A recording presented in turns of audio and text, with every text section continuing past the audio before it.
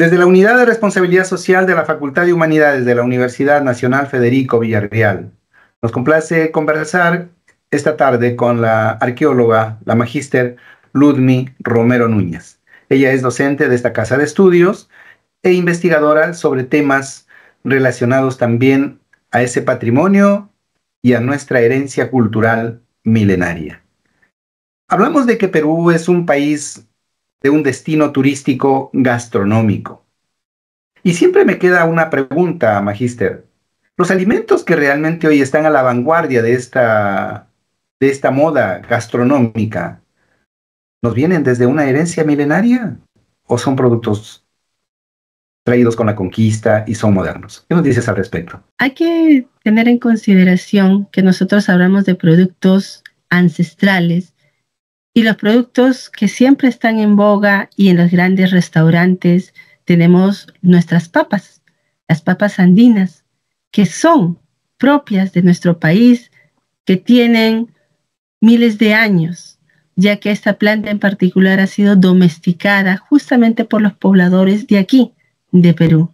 No hay que dejar de lado también otro producto como la quinoa. Como todos sabemos, igualmente ha sido domesticada a través de los años y esto principalmente en la zona de la sierra.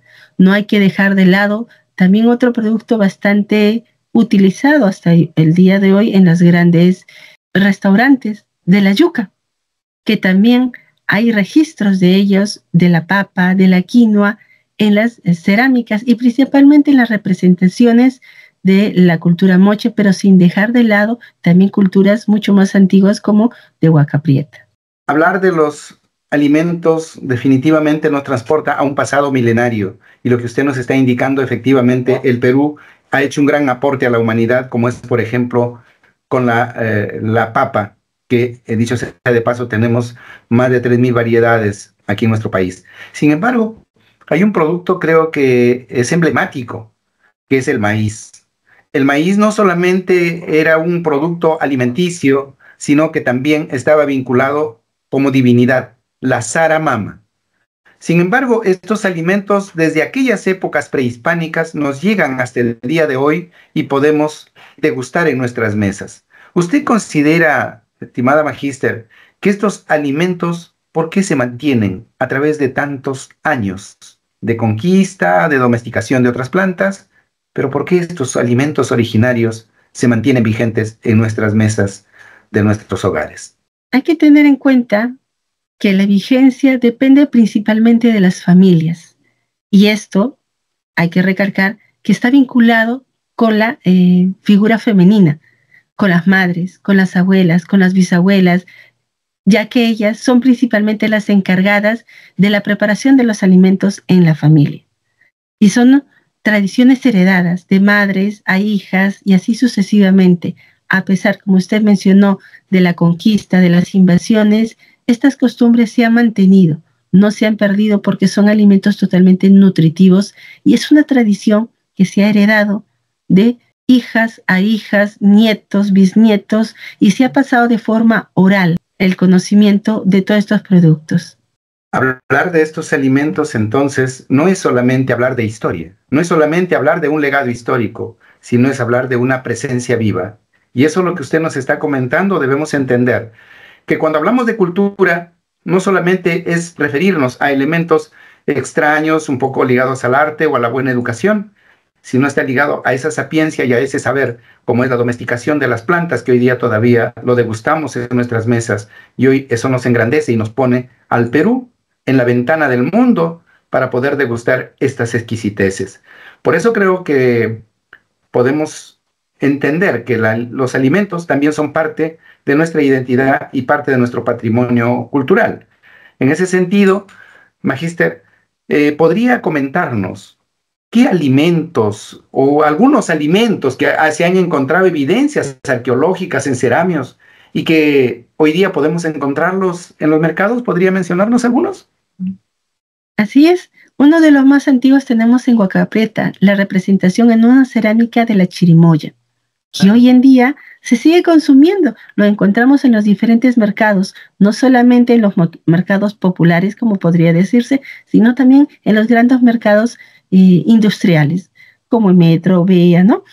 Pero también no hay que dejar otros productos que han sido representados principalmente en cerámica. Tenemos lo que es la yuca, el pacay, el papaya, el sacha tomate, pero también no hay que dejar de lado otros alimentos como los patos, el cuy, los pescados, el bonito, el jurel. Todos estos elementos son representados justamente en las cerámicas escultóricas y la que resalta es la cultura moche, en la cual se puede ver la diversidad de productos que hasta el día de hoy nosotros podemos encontrar.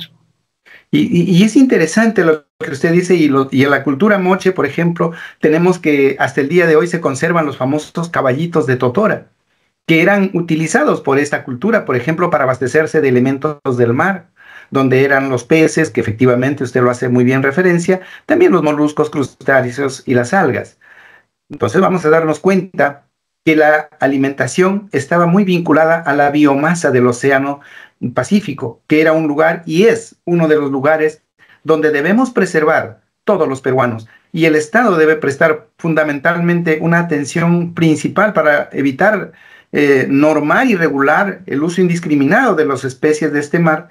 Y obviamente a nosotros nos queda la responsabilidad de cuidar para no contaminarlo, porque la biomasa que tenemos en el Océano Pacífico es gigante y es enorme, que puede salvarnos la vida por muchos años si es que escaseara los alimentos en la Tierra.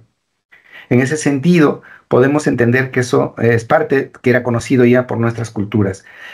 Finalmente, Magíster, quisiera preguntarle si esos alimentos que usted nos ha hecho referencia también tenían alguna forma de preservación, porque una cosa es consumir los frutos frescos, pero asumo que habían alimentos que se guardaban para otras estaciones, por ejemplo, para invierno, para calor o para viajes largos. ¿Ahí había algunas técnicas ancestrales de preservación de estos alimentos? Sí, no hay que dejar de lado que también se consumían semillas y entre las más conocidas tenemos al payar, que se puede mantener por mucho tiempo, sin dejar de lado también la papa, pero esta en la versión del chuño o la moralla, que eso ciertamente dura durante varios meses, sin dejar de lado también lo que es el charqui, es decir, la carne salada, el pescado salado, la raya, que con las técnicas para el secado duraba muchos meses o incluso años, porque ello también permitía ser transportado de un lugar a otro, de la costa a la sierra. Son técnicas que hasta el día de hoy se siguen manteniendo. Magíster, sus palabras me traen a la memoria que en el año 2014, si bien no recuerdo, el Estado peruano declaró patrimonio cultural el consumo de la anchoveta, aquí en el norte chico, en Carquín. Y cuando leí el documento, en la sustentación hacía referencia que probablemente esto era un consumo que nos venía desde la época de los Caral y que se ha mantenido a través del tiempo y hasta el día de hoy. Todavía las familias consumen lo que es este producto preparado bajo esas técnicas ancestrales, la anchoveta. Por otro lado, también usted hacía referencia, por ejemplo, a la raya salada.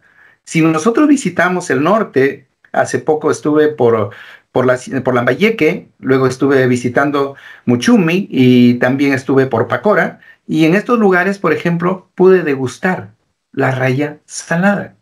Y cuando pregunté sobre este producto, pues hacían referencias a históricas que yo ahora lo estoy vinculando a lo que usted nos indica, que vea usted desde los moche ya se tenía esta práctica y se mantiene hasta el día de hoy. En ese sentido, Magíster, para ir terminando esta breve conversación, ¿podría usted tal vez explicarnos cómo y por qué estos alimentos se siguen manteniendo a través del tiempo? Es principalmente por una costumbre heredada. Una mamá en una familia enseña a los hijos cuáles son los alimentos que se consumen diariamente, cómo los procesa, cómo los emplea en la alimentación.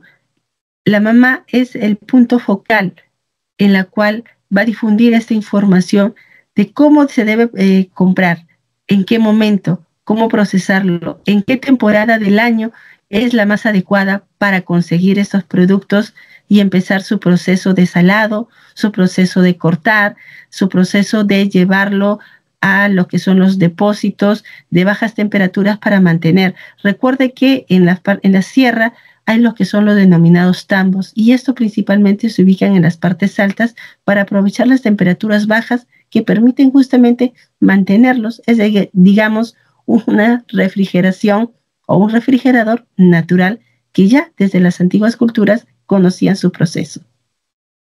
Interesante esto de la utilización del medio ambiente como espacio para preservar los alimentos, y que estaba bien identificado por estos grupos poblacionales, y que hasta el día de hoy podemos conocerlo como parte de ese legado histórico, como parte de esas evidencias arqueológicas. Sin embargo, también vale la pena mencionar que una de las bebidas que consumían desde época prehispánica era la chicha, y que, por ejemplo, eso hasta el día de hoy todavía se sigue consumiendo. También salió una ley declarando patrimonio cultural de la nación a estas picanterías, que eran los lugares donde se vendían la chicha, cada una a su estilo, porque una cosa es tomar una chicha en Lambayeque, Piura, Chiclayo, otra cosa es tomar chicha en Cusco, y hoy en Arequipa, que dicho sea de paso, por ejemplo, ahora están de aniversario, y las picanterías arequipeñas son muy conocidas por sus picadillos, sus alimentos, ¿no? Y la bebida sagrada, que es la chicha, el elemento fundamental.